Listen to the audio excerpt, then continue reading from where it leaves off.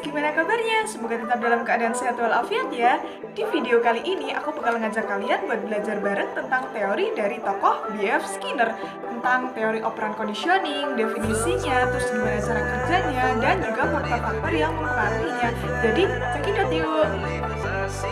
Sebenarnya, operan conditioning itu apa sih?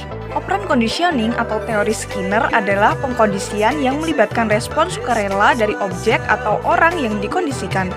Berbeda dari classical conditioning guys, yang hasilnya adalah perilaku refleks atau tak sadar. Respon dari pengkondisian operan adalah pilihan dari si subjek itu sendiri.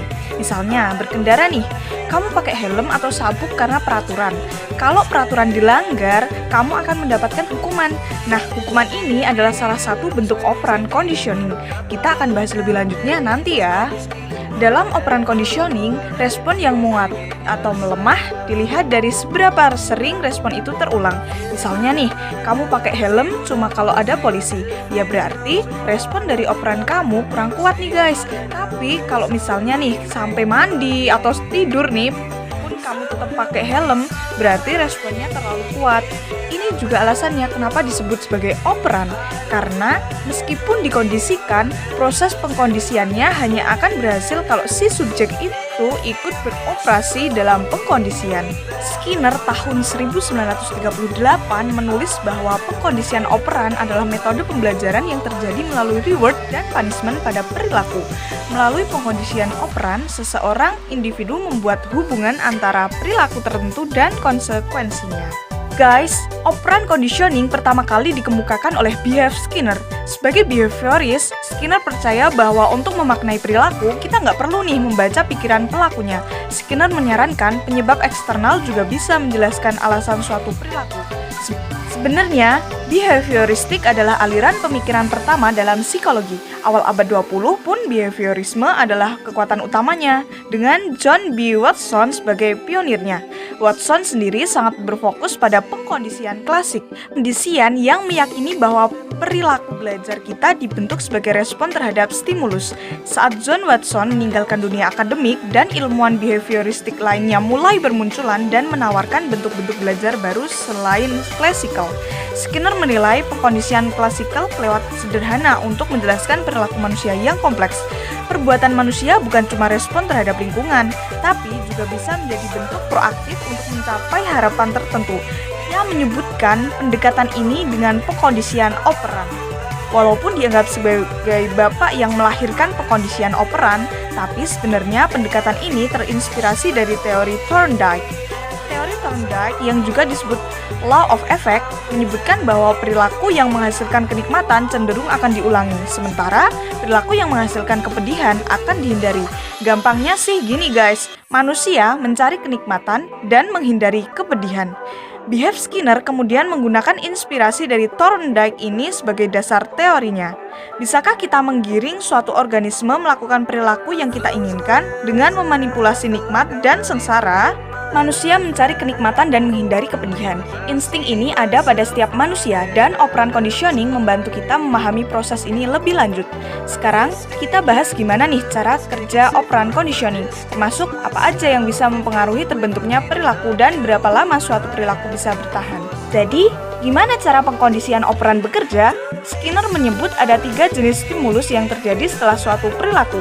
Ada stimulus netral, reinforcement alias penguat, dan punishment alias hukuman. Netral adalah stimulus dari lingkungan yang tidak menambah atau mengurangi kemungkinan perilaku itu diulang.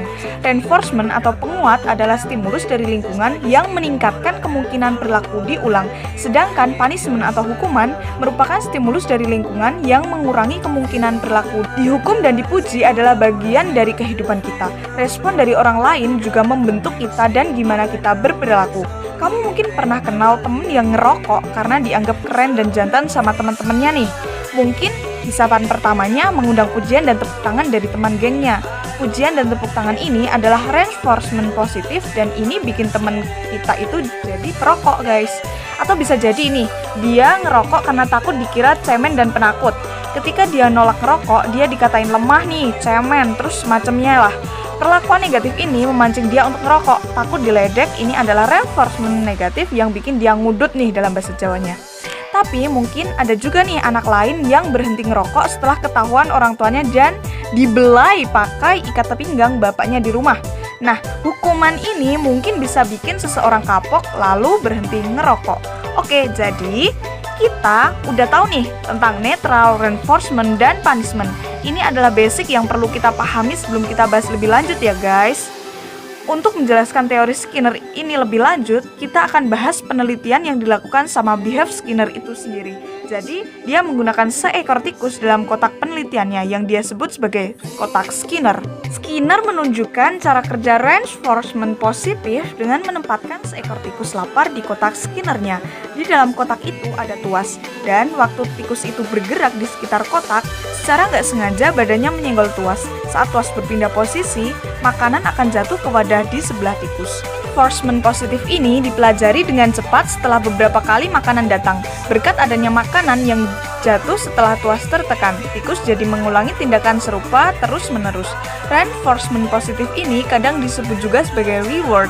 Skinner menunjukkan bagaimana reinforcement negatif bekerja menggunakan tikus di kotak Skinnernya.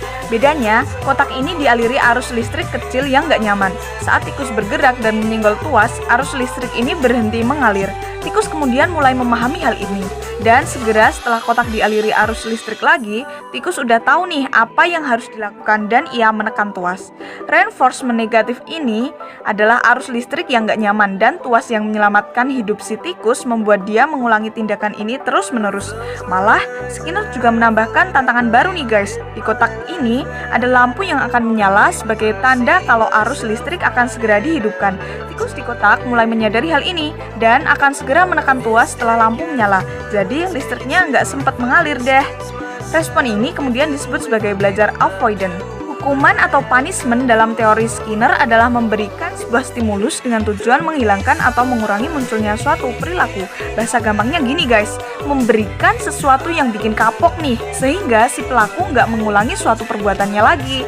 Punishment sendiri ada dua nih guys, yaitu positif dan negatif. Kok punishment positif dan negatif? Masa iya ada hukuman yang menyenangkan? Nah, punishment positif berarti kita dikasih stimulus yang tidak menyenangkan. Kalau punishment negatif berarti ada sesuatu yang menyenangkan yang diambil, itu punishment negatif. Contohnya gini, kalau misalnya kamu telat bayar SPP, kemungkinan hukumannya adalah bayar denda. Atau kalau enggak ya kamu nggak boleh masuk ke kelas. Denda di sini adalah memberikan stimulus yang tidak menyenangkan, dan nggak boleh masuk ke kelas adalah menghilangkan stimulus yang menyenangkan. Mungkin teman-teman mikirnya gini, apa bedanya ya reinforcement negatif dengan punishment? Agak susah ya emang membedakan antara penguatan negatif dengan punishment.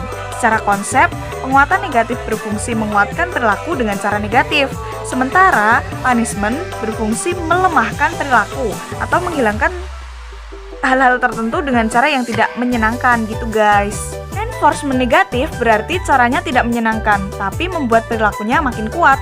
Sementara punishment berarti caranya tidak menyenangkan, tapi pelakunya kapok, sehingga perilaku yang bikin bingung adalah punishment dan reinforcement negatif ini bisa subjektif guys, tergantung persepsi subjek yang mendapatkannya.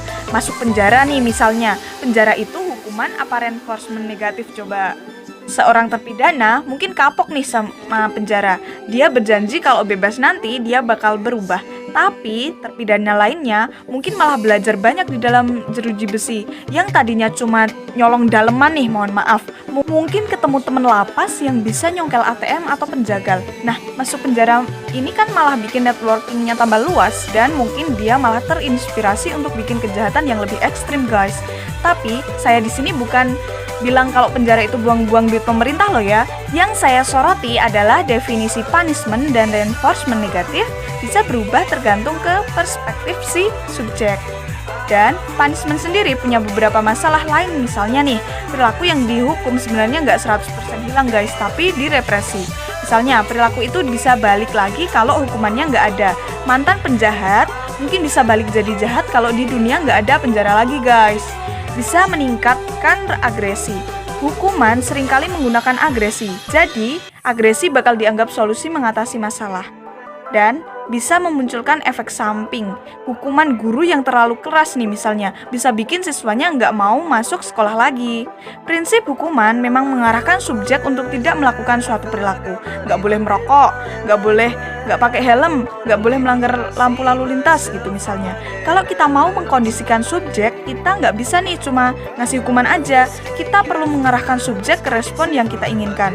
Kalau sekolah mau siswanya datang on time, jangan cuma ngasih hukuman saja saat telat, tapi kasih juga apresiasi kalau mereka datang tepat waktu. Apresiasi, imbalan, atau hadiah adalah reinforcement yang akan efektif dalam pengkondisian subjek. Nah guys, ada beberapa contoh pengkondisian operan dalam kehidupan sehari-hari nih. Misalnya, anjing yang dilatih perilaku tertentu. Nah, setiap dia berhasil melakukan satu trik dengan benar, dia dikasih reward berupa makanan nih.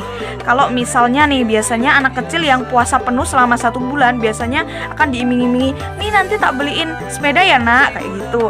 Terus kalau misalnya karyawan yang kerjanya lebih bagus, kalau dijanjikan bonus. Karyawan yang kerjanya lebih keras, kalau diancam bakalan dipecat. Razia rambut di sekolah, lalu kehadiran penuh di kelas bisa menambah nilai ujian. Hadir terus bisa menghindari nilai yang jelek. Nah, itu merupakan reinforcement negatif guys. Terus kalau nih misalnya kita sering datang telat, terus dosennya mungkin ngelarang kamu untuk ikut mata kuliah lagi. Hukuman ini bisa jadi motivasi kamu buat menghilangkan kebiasaan telat kuliah. Semoga video ini bermanfaat ya. Jangan lupa like, comment, subscribe, dan share video ini ke banyak orang agar lebih bisa bermanfaat bagi banyak orang lagi. Oke, terima kasih. Dadah!